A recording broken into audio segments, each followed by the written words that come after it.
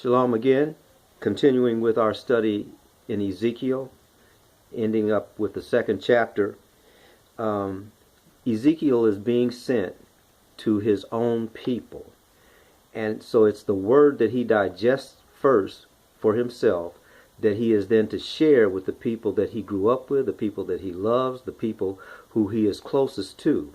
And it's those people that God spoke about when he said that they are rebellious. And so Ezekiel's message to his family and to his friends and to the people that were a part of his culture had to do with understanding the state of being that his people were in.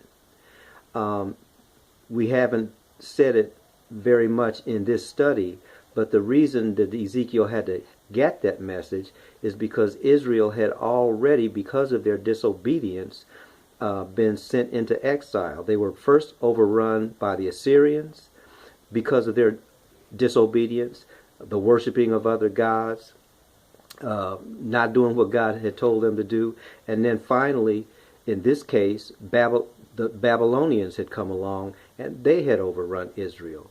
And so most of Israel is now in captivity, and those who are still left in Jerusalem still are hard-headed, stiff-necked, and Ezekiel's been sent to those people, to his people, in order for them to see what God has for them, and if they continue on the path that they're going, what's going to happen to them.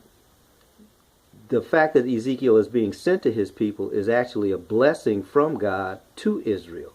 Because if God didn't care anything about them, he wouldn't have done anything but let them or leave them to their own devices. And he chose not to do that. And that Ezekiel is only one example of that. God always sends his prophets to his people time and time again, encouraging them to come out of the disobedience and the backsliding and the rebellion that they're in, so that they can inherit the blessing that he had already given them.